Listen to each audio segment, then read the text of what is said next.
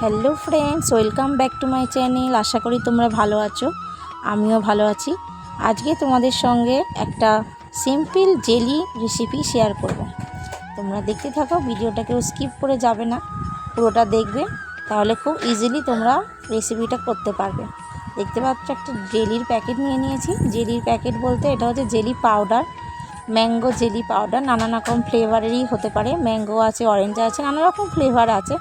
এটা নিয়েছি আমি ম্যাঙ্গো ফ্লেভারের। এর মধ্যে দেখো ওই জেলির প্যাকেটটার গায়েতে 4 রকমভাবে করার এটা দিয়েছে, মানে পরপর স্টেপ বাই স্টেপ করতে হবে।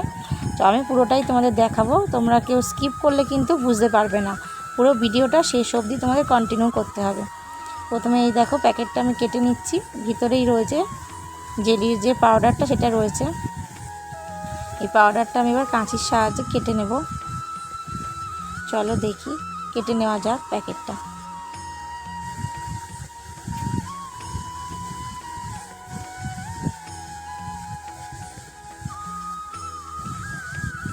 প্যাকেটটা আমি কেটে নিলাম। এই দেখো ভিতরের মধ্যে আর একটা প্যাকেট রয়েছে ছোট। এই প্যাকেটটাকে আমি বার করে নেব। প্যাকেটটা আমি বার করে নিচ্ছি, ভিতরের প্যাকেটটা।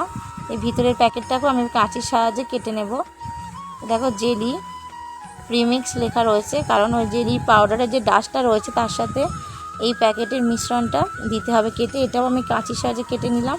এই দেখো এখানে ভিতরে একটা পাউডার রয়েছে, আর এখানে একটা সাদা হোয়াইট কালারের পাউডার রয়েছে। আমি একটা বাটি নিয়ে নিয়েছি। এই বাটিটা শুকনো বাটি পুরো। এর মধ্যে দুটো পাউডারকে একসাথে দিয়ে দেবো, দিয়ে ভালো করে মিশিয়ে নেব।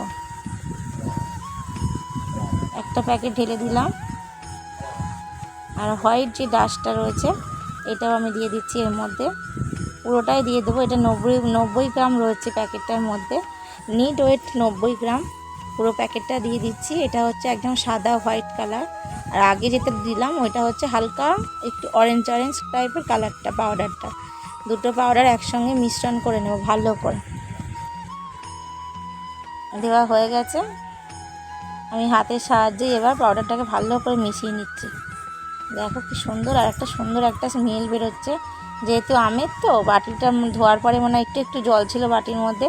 এই দেখো কালারটাও চলে আসছে, তোমরা বুঝতেই পারছো। এই যে হালকা হালকা ইয়েলো কালার এসে যাচ্ছে।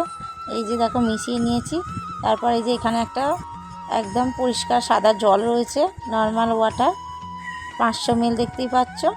এই ওয়াটারটা এবার আমি ভালো করে এটাকে গ্যাস জ্বেলে দেবো, গ্যাসের মধ্যে গরম করে নেব। এই যে পাত্র একটা বসিয়ে দিয়েছি ওভেনের মধ্যে। এবার ওভেনটাকে আমি অন করে দেব। ওভেন অন করা হয়ে গেছে। এবার যে 500 ml যে বোতলটা দেখলে জলে, এই যে সাদা বিশুদ্ধ জল, সেই জলটা আমি দিয়ে দিচ্ছি। একটু বেশিও দেওয়া যাবে না, কমও দেওয়া যাবে না। 90 গ্রাম নিট ওয়েট আছে পাউডারটা, তার সাথে 500 ml জলই আমাদের দরকার। বেশি দিলে আবার পাতলা হয়ে গেলে এটা জেলিটা ভালো করে হবে না, আর কম দিলেও হবে না, পুরো 500 ml দিতে হবে। এটা যখন দেখতে পাচ্ছ এই যে বয়েল হওয়ার টাইম হয়ে এসছে, ওপর দিয়ে তোমার ধোঁয়া বেরোচ্ছে দেখতেই পাচ্ছ, মানে প্রায় ফুটবে এরকম হচ্ছে। এই যে ফুটেই গেছে অলরেডি। এবার জলটাকে আমি নামিয়ে নেব। ওভেনটা অফ করে দিলাম। ওভেনটা অফ করে দিয়েছি। এই যে জলটা আমি 1 মিনিট মতো রেখে দেব, মানে প্রচণ্ড যে গরম আছে, গরমটা হালকা একটু ঠান্ডা হবে। তারপর এই যেখানে মিশ্রণটা রয়েছে, এই মিশ্রণটার মধ্যে আমি জলটা ঢেলে দেবো আস্তে আস্তে। এই দেখো কালারটা দেখছো, অসাধারণ একটা কালার এসছে, ম্যাঙ্গো কালার এসছে। এবার এই মিশ্রণটা আমি চামচের সাহায্যে পুরোপুরি মিশিয়ে দেবো। মেশাতেও লাগে না, এমনি গরম জল যেহেতু আপনিই মিশে যাচ্ছে, তাও আমি একটু ভালো করে মিশিয়ে দিচ্ছি। দুখানা মিশ্রণ ছিল। এই দেখো হালকা হালকা এখনও দানা দানা রয়েছে। 1 মিনিট মতো ভালো করে নাড়াচাড়া করে এটাকে মিশিয়ে নেব। মিশিয়ে নিয়ে এই দেখো দানাগুলো আস্তে আস্তে জলের সাথে পুরো মিশে যাচ্ছে। খুব সুন্দর একটা কালার এসে গেছে। যেহেতু এটা ম্যাঙ্গো ফ্লেভারের, সেই জন্য ম্যাঙ্গো গন্ধ বেরোচ্ছে। তোমরা যখন ট্রাই করবে বাড়িতে, তোমরাও বুঝতে পারবে কত সুন্দর একটা ফ্লেভার আসে, গন্ধ একটা। এটাকে আমি রেখে দেবো 45 মিনিটের জন্য।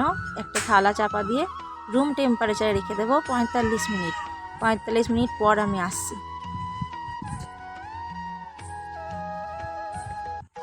এই দেখো 45 মিনিট পর আমি চলে এসেছি। পুরো বাটির মধ্যে একদম শক্ত হয়ে জেলিটা আমার তৈরি হয়ে গেছে। খুব সুন্দর লাগছে, অপূর্ব লাগছে। দেখো আমি এটাকে এবার থালার মধ্যে ঢেলে নিই। এই যে একটা থালা নিয়েছি পরিষ্কার, এর মধ্যে এবার জেলিটাকে আমি ঢেলে দেবো। থালাটাকে একটু ওপর দিকে নিলাম যাতে আমার এটাকে ঢালতে সুবিধে হয়। এই দেখো ঢেলে দিলাম, একটু হালকা করে চাপ দিলাম ওপর থেকে যাতে খুব সহজেই থালার মধ্যে জেলিটা চলে আসে।